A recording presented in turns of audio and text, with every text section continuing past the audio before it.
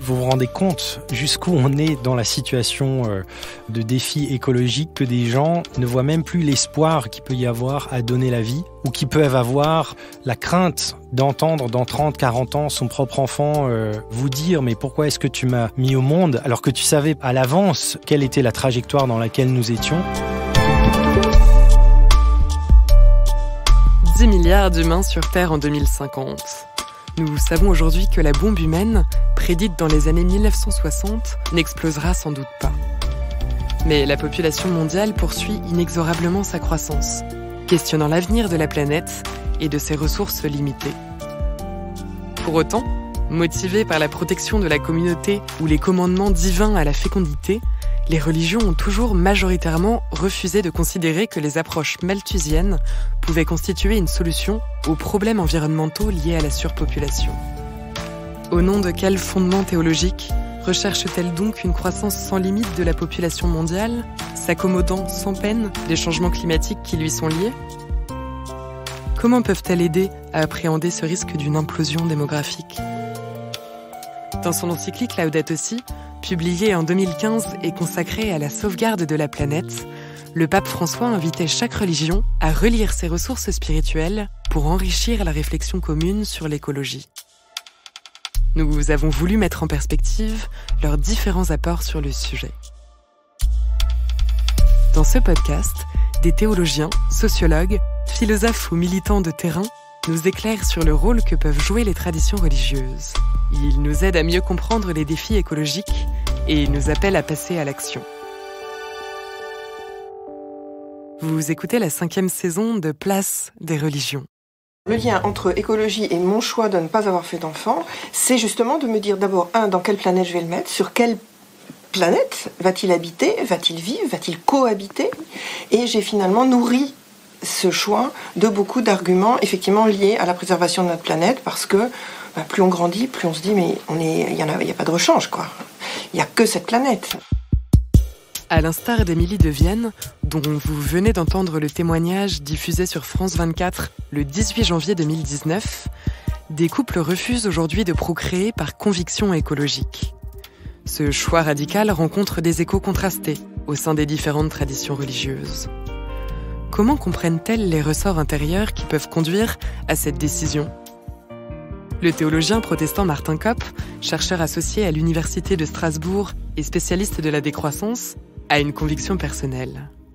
Ma réaction spontanée à ce témoignage, c'est un grand respect vis-à-vis de la complexité de cet enjeu-là. Et dans une réponse qui est peut-être très protestante, mais je l'assume comme telle, le fait que pour moi, ce sont vraiment des questions qui relèvent de la conscience personnelle ou la conscience et la réflexion, la délibération éthique du couple, et que je me dis, vous vous rendez compte jusqu'où on est dans la situation de défi écologique que des gens ne voient même plus l'espoir qu'il peut y avoir à donner la vie ou qui peuvent avoir la crainte d'entendre dans 30, 40 ans son propre enfant vous dire « mais pourquoi est-ce que tu m'as mis au monde ?» alors que tu savais à l'avance quelle était la trajectoire dans laquelle nous étions.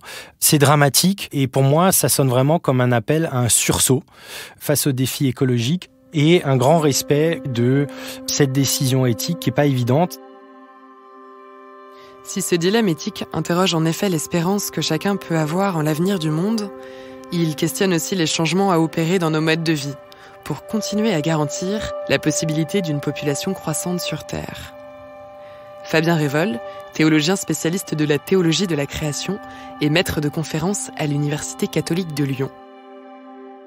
La question de la démographie et du choix démographique dépend du regard d'espérance que l'on porte sur la situation.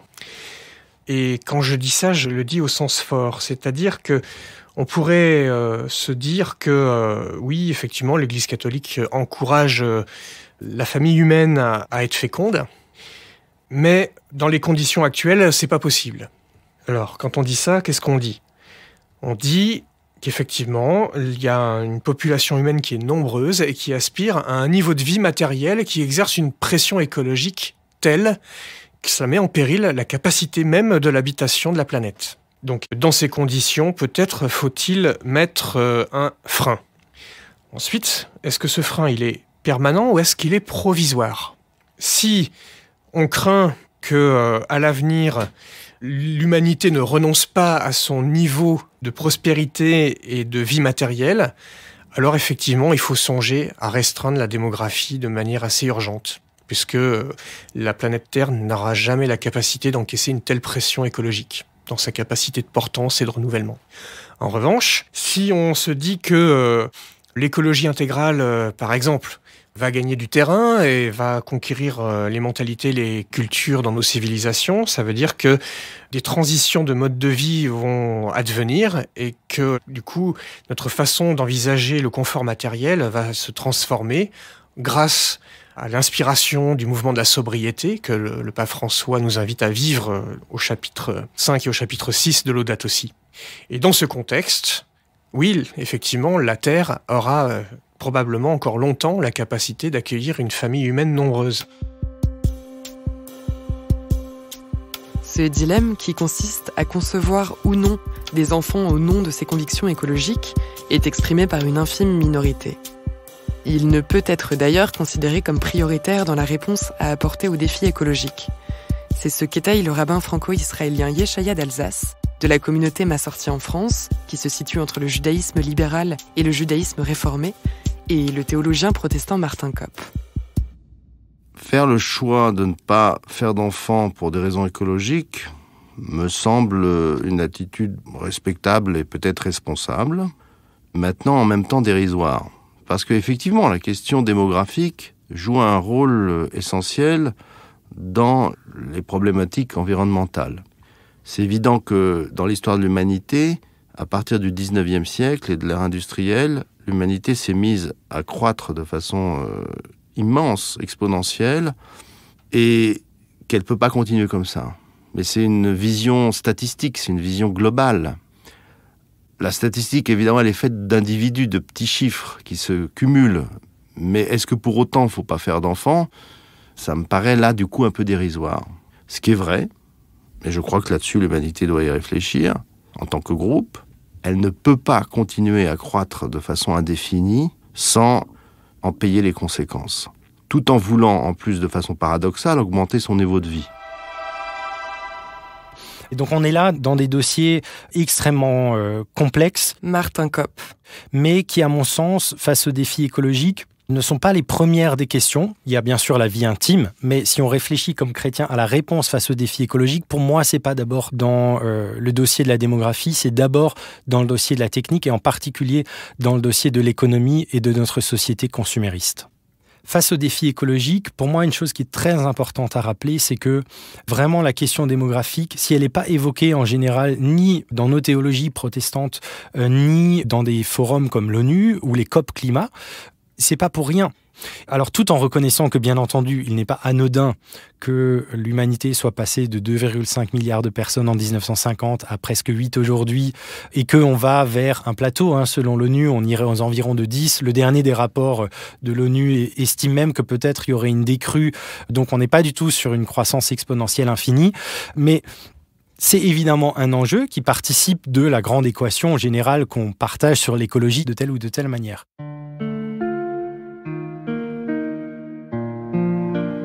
Que disent leurs traditions judéo-chrétiennes de la fécondité ?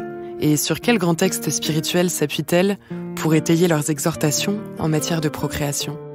Petit tour d'horizon des récits religieux les plus emblématiques, partant, dans les religions abrahamiques, du verset de la Genèse « Soyez féconds et multipliez-vous ». Dans le judaïsme, on considère qu'il y a une mitzvah, c'est-à-dire un commandement de faire des enfants, qui est exprimé dans le fameux verset « Pour vous », c'est-à-dire « croissez, multipliez ». Donc il y a un devoir de faire des enfants. Il y a une discussion dans le Talmud de savoir quand est-ce que j'ai rempli ce devoir. À partir de quand, je peux dire j'ai fait cette mitzvah-là, j'ai fait mon devoir. La réponse, après force discussion et différents avis, comme toujours dans le judaïsme, c'est de dire que finalement c'est de faire 2 enfants par couple. En fait, si on fait 2 enfants par couple, c'est le cas de l'Occident aujourd'hui. C'est le cas de l'Europe, grosso modo, sauf les pays qui sont en dessous et qui, du coup, ont une baisse de la démographie. Mais à partir du moment où un groupe fait 2 enfants statistiquement par couple, la population ne va plus croître. Ce qui est intéressant également, c'est que si on regarde les pays développés, la croissance démographique n'est plus un facteur de développement. Elle l'a été à une époque, c'était très important, mais ça l'est plus aujourd'hui. Donc maintenant, si je me reporte au niveau individuel, chacun prend ses responsabilités. Vous avez dit « Soyez féconds, multipliez-vous ».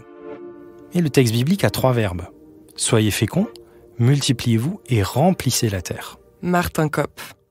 Et c'est très important. Et l'exégète catholique, d'ailleurs Paul Beauchamp, a une magnifique étude du texte de Genèse 1, où il met bien en avant le fait que ces 3 verbes se trouvent dans une suite logique. Dieu bénit pour être fécond, la fécondité permet la multiplication, et la multiplication permet le remplissage d'un espace créationnel. Et ça, c'est fondamental parce que ça veut dire que la fécondité et la multiplication sont des moyens en vue d'une fin qui est en dehors d'elle. La fin, c'est que l'espace créationnel, qui ici, pour la parole de bénédiction à l'être humain, est la terre, et je le dis en passant, la terre, ce n'est ni le ciel ni les eaux, qui sont 2 autres domaines qui sont mentionnés en Genèse 1.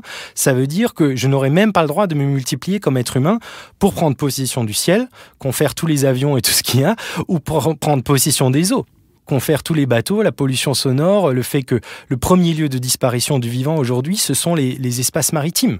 Non, c'est la terre, c'est le sol sec. L'hébreu dit le sol sec. Donc, la finalité de la croissance démographique n'est pas en elle-même, et d'ailleurs elle s'arrêterait où ? Je veux dire, c'est absurde. On va jusqu'à 80 milliards de personnes sur la planète. Ça n'a pas de sens. Théologiquement, pour moi, c'est de dire Dieu crée la création, ou plutôt cet espace créationnel minuscule qu'est la planète Terre. Dieu veut que ce soit une maison, c'est-à-dire que ce soit habité et habité à profusion. Mais donc, c'est ordonné à une fin qui est le remplissage.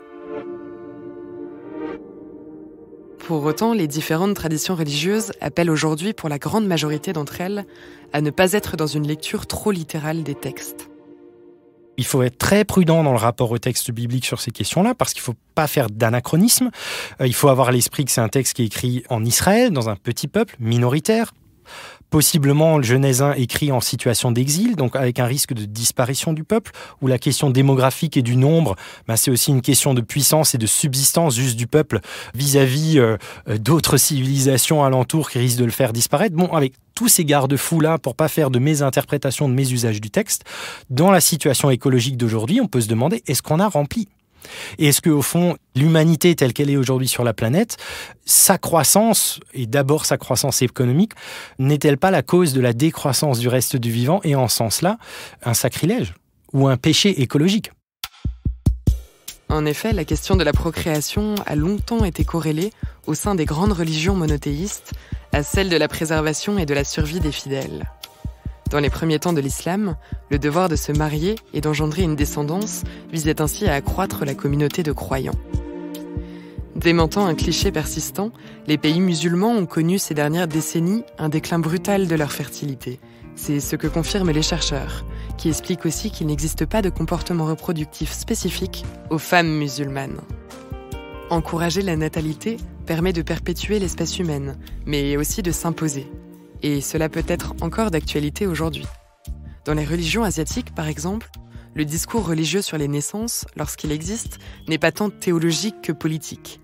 Régulièrement, des représentants nationalistes hindous exhortent ainsi les femmes à avoir de nombreux descendants. Leur objectif ? Protéger la religion, pour contrer l'expansion d'influence des musulmans. En Birmanie ou au Sri Lanka, des moines bouddhistes et nationalistes tiennent des discours similaires. Et sur ce terrain, le judaïsme occupe une place particulière, notamment dans l'État d'Israël. La question de la démographie juive est une question tout à fait à part. Yeshaya d'Alsace. Les Juifs sont 15 millions dans le monde, ils sont 0,00 je ne sais combien de la population mondiale. En fait, ils ne comptent quasiment pour rien statistiquement. À partir du moment où un petit groupe n'a plus de véritable dynamique démographique, il risque fort de disparaître. Et c'est ça la préoccupation des Juifs, d'arriver à se maintenir. Cette préoccupation, elle n'est pas nouvelle. D'abord, on l'a déjà dans la Bible, et elle a été à travers tous les siècles de l'existence juive, et à plusieurs reprises, les Juifs ont failli disparaître. Statistiquement, j'entends. Il va de soi que la démographie juive a été très fortement heurtée par les diverses persécutions, conversions forcées, et assimilation, et puis finalement génocide avec la Shoah.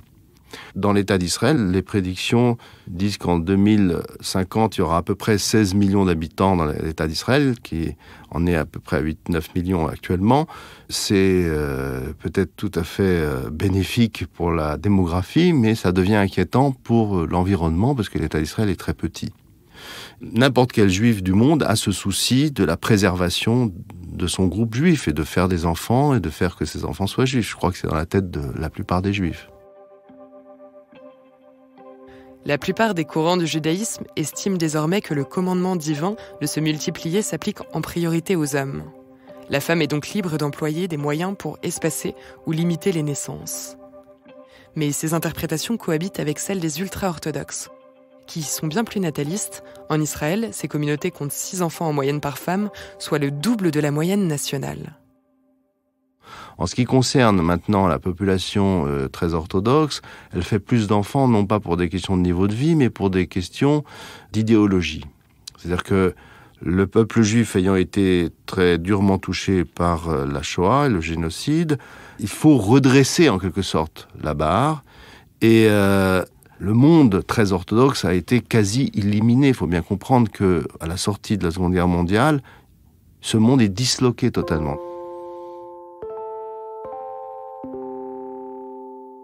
Qu'en est-il dans le christianisme ?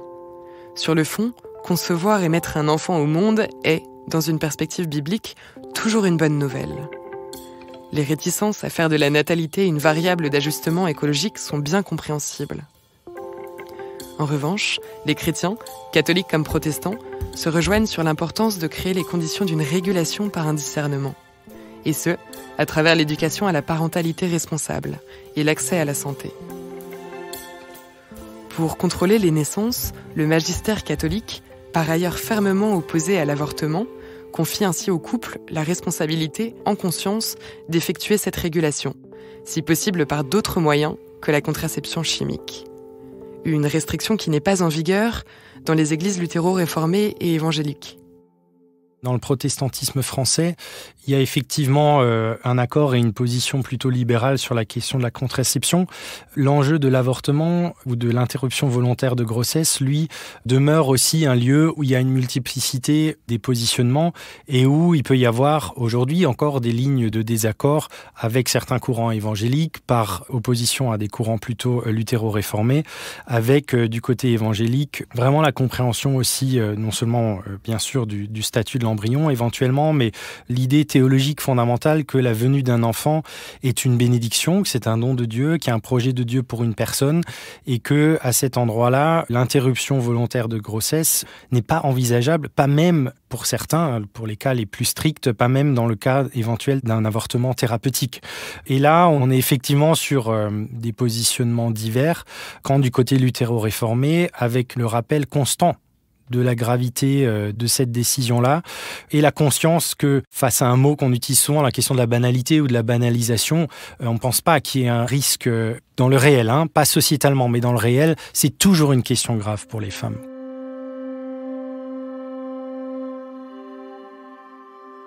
Quand les religions monothéistes consentent en ce sens à une limitation des naissances, ce n'est pas pour accepter le malthusianisme.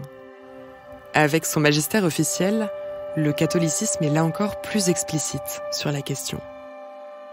Accuser l'augmentation de la population et non le consumérisme extrême et sélectif de certains est une façon de ne pas affronter les problèmes, écrit ainsi le pape François dans Laudato Si.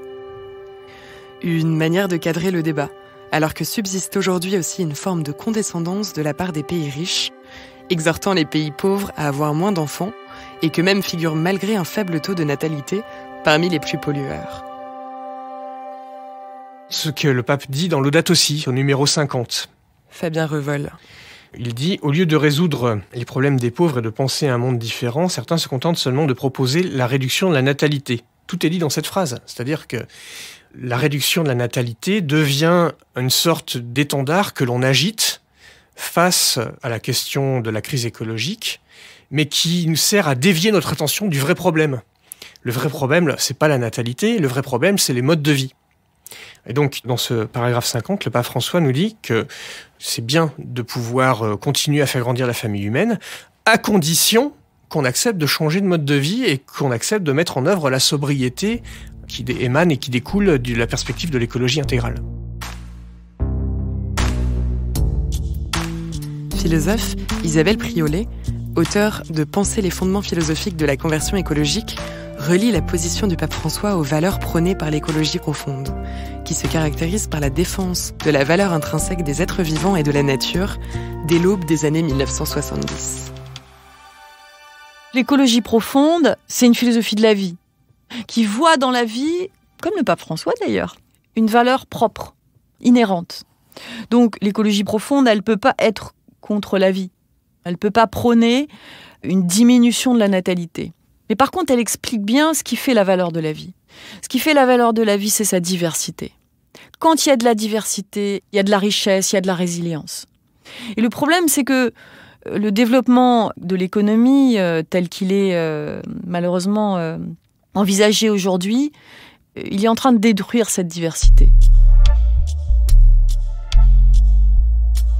Des militants écologistes estiment que la question démographique est l'angle mort de Laudato Si et regrettent que le pape François n'affronte pas davantage cette problématique. Ils auraient souhaité de sa part un positionnement beaucoup plus libéral sur la question de la contraception, de la régulation des naissances. Fabien Revol, qui a travaillé sur ces critiques, les juge toutefois infondées. Je pense que les gens, surtout la militance écologiste, n'a pas suffisamment bien lu ce paragraphe 50 de Laudato Si, qui est dédié à la démographie. Ouais, ça fait un paragraphe et c'est assez court dans Laudato Si. Cela dit, moi je pense qu'il est extrêmement pertinent et à mon avis, il met au défi nos représentations dans le sens où le pape François ne dit pas qu'il faut avoir une fécondité débordante dans toutes les circonstances. Il conditionne la possibilité de la continuation de cette fécondité au fait qu'on change de vie. Donc ça veut dire que, de manière implicite, si l'être humain n'est pas capable de changer de mode de vie, il faut peut-être qu'il limite sa natalité. Ce qui correspond à la situation actuelle, en fait. Et donc, effectivement, les gens qui constatent que l'être humain n'est pas capable de changer de mode de vie, il faut certainement qu'ils s'interrogent sur la surpopulation qu'on risque d'amener dans les générations futures si on ne se limite pas. Alors après, toujours dans ce contexte de développement social, économique, au sein de, malgré tout, du paradigme technocratique et techno-économique, effectivement, l'amélioration des conditions de vie de l'homme, de sa longévité, de sa santé, dans beaucoup de pays en voie de développement, ça crée un boom démographique. Mais il y a aussi le fait que cela s'accompagne dans un deuxième temps d'une augmentation du niveau de l'éducation et d'une plus grande réflexion sur ce qu'est la parentalité, l'accueil de la vie. Et à travers ces phénomènes-là, il y a une maîtrise de plus en plus possible de la natalité et de la croissance démographique. Donc le niveau d'éducation est censé s'accompagner d'une petite baisse de la natalité. Donc le pape François l'indique aussi ça, en disant si tous les pays acquièrent un certain niveau de développement, le niveau d'éducation va permettre aussi une meilleure régulation de la natalité. Plus on augmente le niveau de vie des gens et leur niveau d'instruction, moins ils font d'enfants. Yeshaya d'Alsace. Ça ne veut pas dire qu'ils vont en faire plus du tout, mais c'est-à-dire qu'ils calculent, ils savent quand est-ce qu'ils veulent en faire, et ils calculent aussi à l'avance combien ça va leur coûter, etc. Et donc la question démographique, elle se règle tout simplement par l'instruction et le choix des gens de faire les enfants dont ils ont envie de faire, et que finalement, j'en reviens au texte talmudique, 2 par famille, c'est très bien. Statistiquement, encore une fois, c'est une statistique. Maintenant, certains en font plus, d'autres en font moins, et ça regarde chacun. Chacun a cette liberté.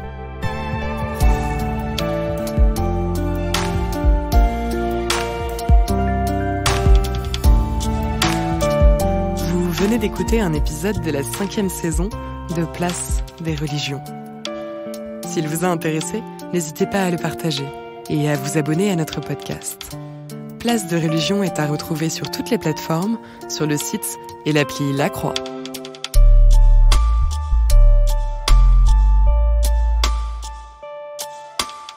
Malo Tresca et Clémence Marais ont écrit cet épisode avec Fabienne Lemayeux et Dominique Griner à la rédaction en chef, Flavien Eden au montage, Célestine Albert à la production, Laurence Chabasson au marketing, Théo Boulanger au mixage et à la musique, et Yasmine Gâteau à l'illustration.